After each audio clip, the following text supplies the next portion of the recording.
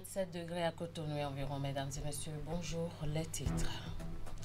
La ville du Bénin se pare de leurs plus beaux accessoires pour la célébration du 65e anniversaire de l'indépendance.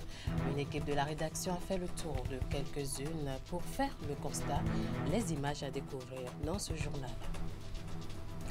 Les acteurs du système éducatif réfléchissent déjà au bon déroulement de la prochaine année. Un séminaire préparatoire de la rentrée scolaire et universitaire 2025-2026 les a donc rassemblés du 24 au 25 juillet 2025 à Cotonou sur initiative du Conseil national de l'éducation. Les précisions à suivre. Et puis, nous recevons dans ce journal un invité qui nous vient de Canal Plus Bénin et Lanon, Estella Masso, et représente l'entreprise à Cotonou. Nous allons découvrir avec elle les nouvelles offres de Canal Plus au Bénin. À nouveau, bonjour. Encore quelques jours pour la célébration de la fête de l'indépendance du Bénin. Et pendant que les Béninois s'apprêtent à commémorer les 65 ans de leur indépendance, les villes du Bénin se mettent aux couleurs de la fête. Les drapeaux sont posés un peu partout sur les lampadaires et poteaux électriques, donnant une nouvelle beauté aux différentes artères des communes. Une équipe de la rédaction a fait un tour dans les villes de Cotonou et d'Abomey-Calavi et voici les images. Toi, mon cher pays, toi, Dahomey d'hier, Bénin d'aujourd'hui, je suis fier de toi. Sentiment de fierté. Beaucoup sont ces Béninois qui le ressentent à quelques jours de la célébration du 65e anniversaire de la cession du Bénin à la souveraineté nationale et internationale. Dahomey hier et République du Bénin aujourd'hui, tant d'années sont passées entre ces deux époques et l'histoire est célébrée le 1er août de chaque année. À quelques jours des festivités officielles, les artères des différentes villes du pays sont aux couleurs du drapeau national. L'étendard du Bénin attire les attentions le long des tronçons et surtout à tous les carrefours.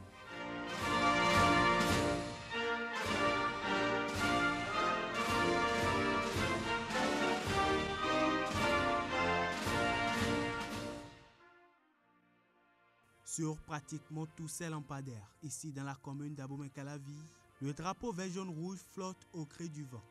L'image donne non seulement le ton des solennités qui s'annoncent, mais rend également les artères plus belles avec de nouvelles couleurs. Le constat est pratiquement le même dans la ville capitale économique, Cotonou. D'abord, je vais dire que je suis fier d'être béninois parce que le drapeau qui est déjà placé, ça donne notre image, notre identité.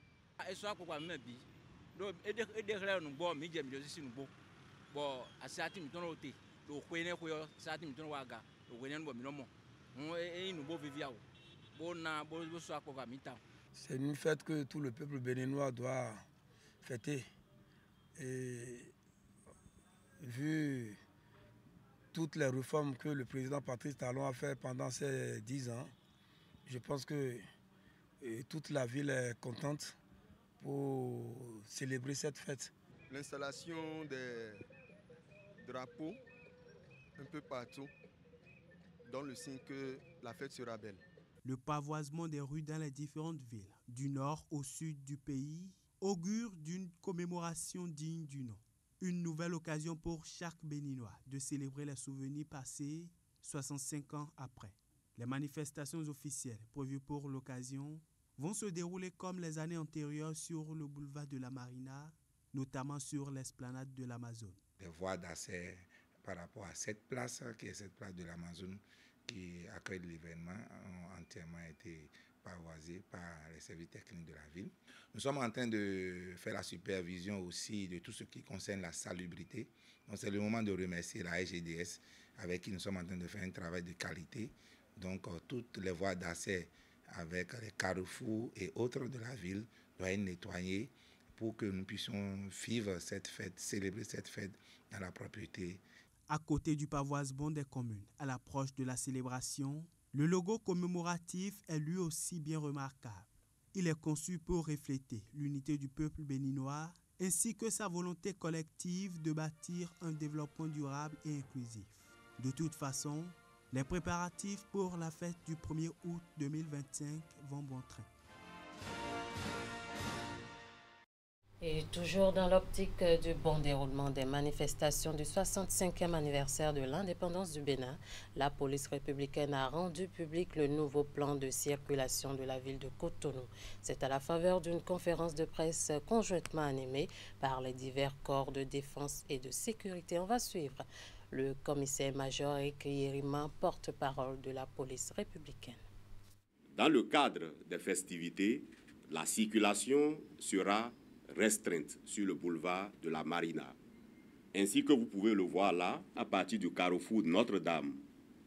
Tout ce que vous voyez en rouge, ce sont les routes qui seront fermées à la circulation. De même, toutes les pénétrantes et les rocades qui donnent accès au lieu de défilé seront fermées. Compte tenu des exigences liées à la fermeture de la Marina, la circulation sera alternée sur les artères que vous voyez là représentées sur le tableau en rouge et en vert.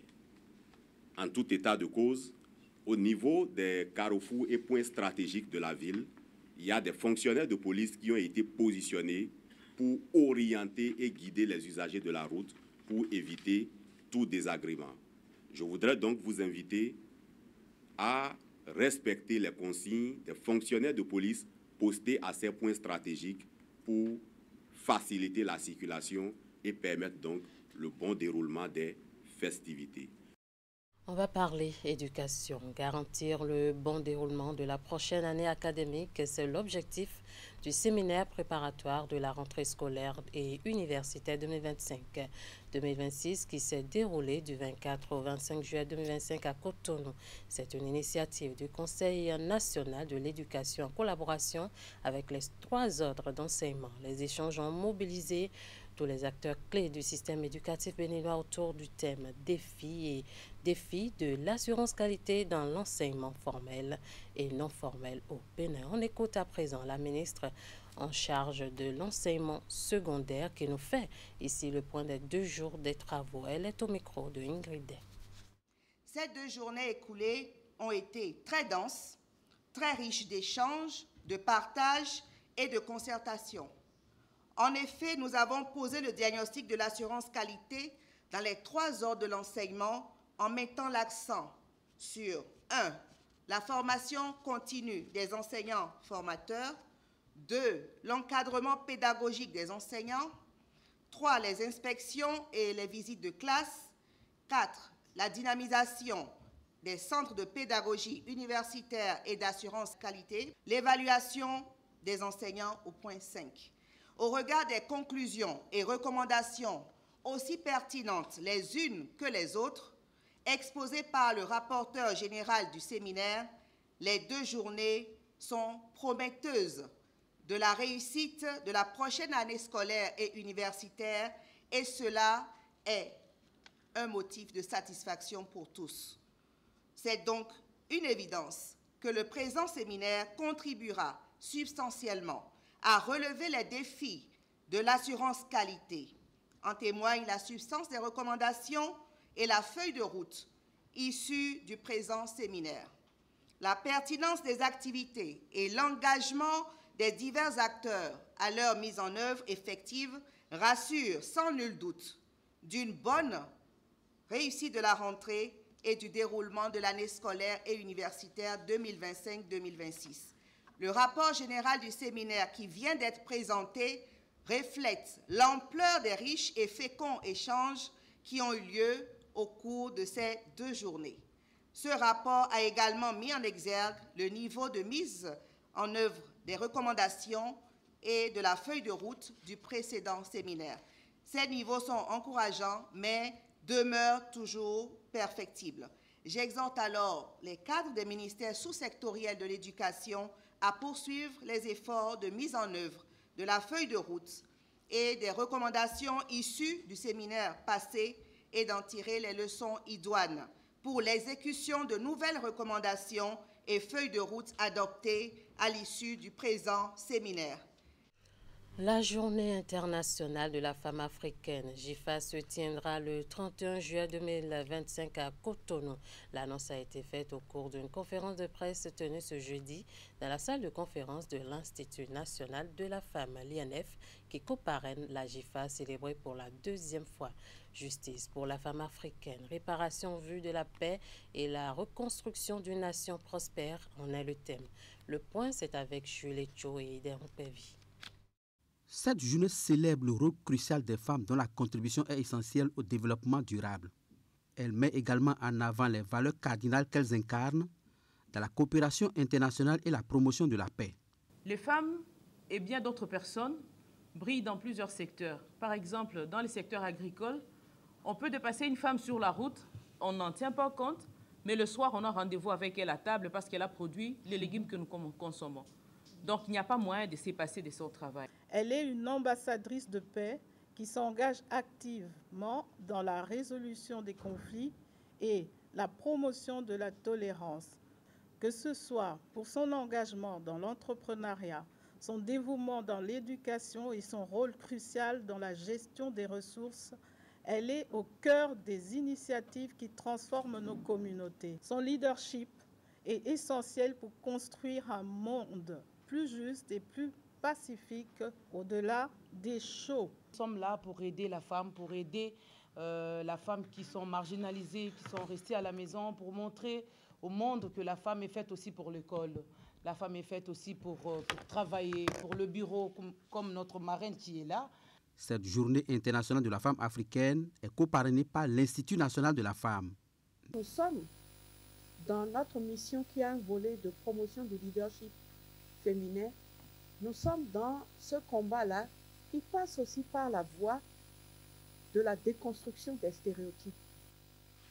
Quand on brise les stéréotypes, quand on brise le sentiment que la femme est un être inférieur, en même temps on brise le socle des violences basées sur le genre. Et c'est pour cela que l'Institut national de la femme, pour cette édition de la JIFA 2025, a décidé de participer à cette activité. Cette conférence internationale est un creuset d'échange pour les femmes autour des défis et opportunités relatives à leur junte. Lors de la soirée de gala prévue dans le cadre de cette célébration, des trophées seront décernés aux femmes méritantes. D'une journée à une autre, l'édition 2025 de la journée de l'artisan béninois a pris fin le 22 juillet dernier. Mais à l'instar des artisans des autres localités, ceux de Boycon ont aussi honoré le rendez-vous au-delà du festin. Ces derniers ont également pris le temps de réfléchir afin de se relancer pour leur propre épanouissement ainsi que l'évolution des acteurs de ce secteur. Plus de précisions avec Emet Hélène Amoussou et Georges Voduna. La célébration suscite désormais plus d'engouement que les années antérieures. La journée de l'artisan béninois est fixée par décret depuis 2022 au 22 juillet de chaque année. Les manifestations lancées quelques jours plus tôt par les autorités sont organisées un peu partout sur le territoire national, à Boycon. Les dispositions sont aussi prises par les artisans afin de ne pas être du reste. La CMA Bénin, n'eût été l'existence de cette structure, le monde artisanal n'aura plus sans raison d'être. Je passe par ce canal pour adresser toutes mes reconnaissances aux artisans et artisanes et aux sages artisans de Boycon pour leur engagement et unité. Les réjouissances portées par le collectif des artisans de Boycon ont également connu le soutien des autorités communales, départementales, ainsi que les responsables au niveau régional de la Chambre des métiers et de l'artisanat. J'allais profiter pour souhaiter une bonne fête aux artisans de Boycon en leur disant que le conseil communal que j'ai l'immense honneur de diriger, toute obédience politique confondue, nous soutenons activement le président Sondor ainsi que les 4 membres du bureau qui a été installé, de la même façon que nos actions à l'égard des artisans de Boycon ne sauraient s'arrêter. Nous sommes un et indivisibles parce que quand on est homme, on est homme. Nous ne devons pas être négatifs, mais positifs pour relever notre secteur qu'est l'artisanat. En plus de festoyer, ces derniers ont aussi pris le temps d'évaluer le chemin parcouru depuis l'installation de leur nouveau bureau communal à nos jours. De nombreux problèmes ont été identifiés et des engagements sont pris en vue d'impulser une nouvelle dynamique au secteur dans la ville Carrefour. Je leur souhaite une très belle fête et leur dire que être artisan, c'est être des hommes et des femmes valorisants et de valeur. Pour cette édition 2025 de la JAB, un programme alléchant est concocté par les organisateurs. Quelques jours plus tôt, le groupe a effectué une sortie découverte sur la zone industrielle de Glodjigbe.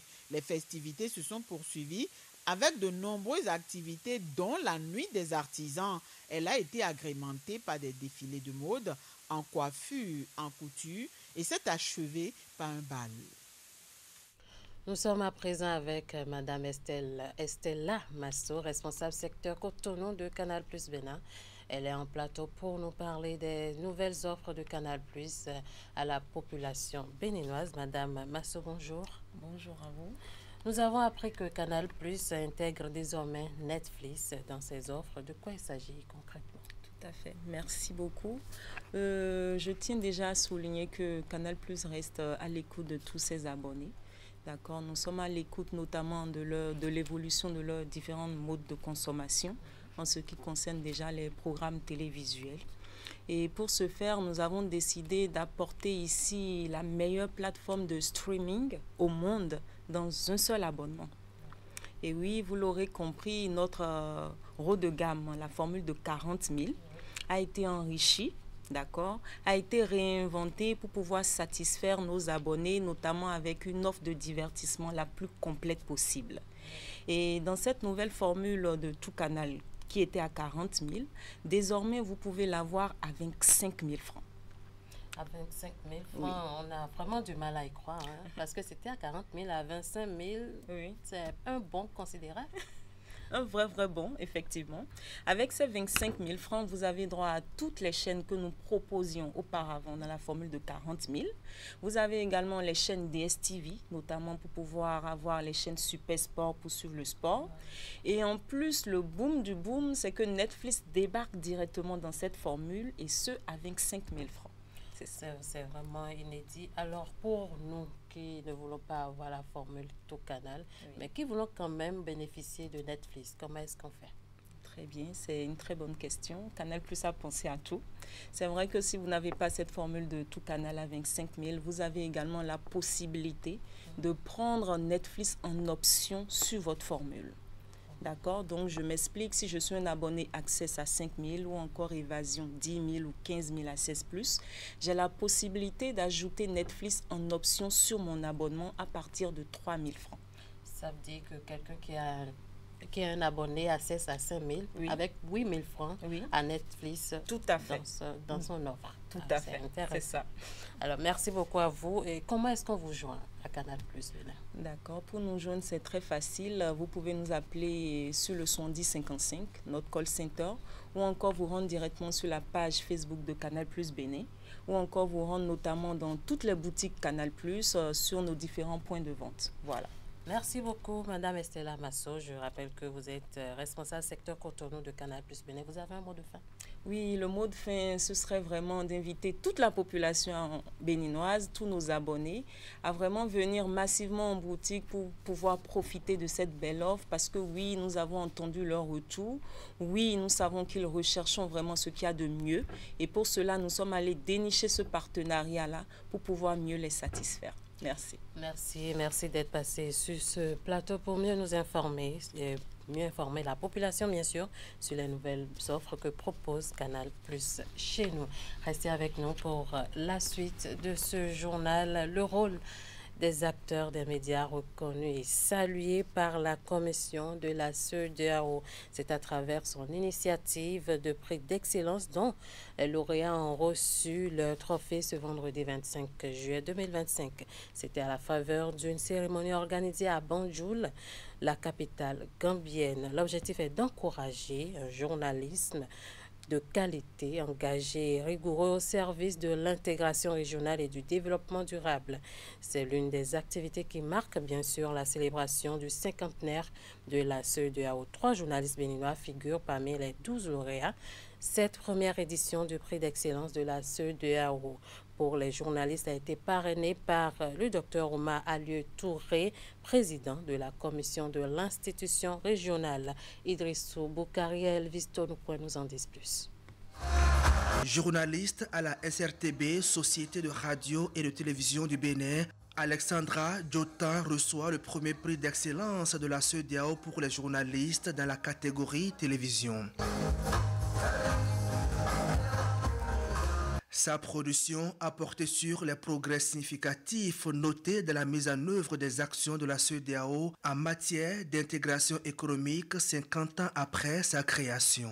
Ce vendredi 25 juillet 2025, ici à Banjul, en Gambie, les mérites des journalistes sont salués à la cérémonie de récompense des 12 lauréats sélectionnés par un jury du professionnel.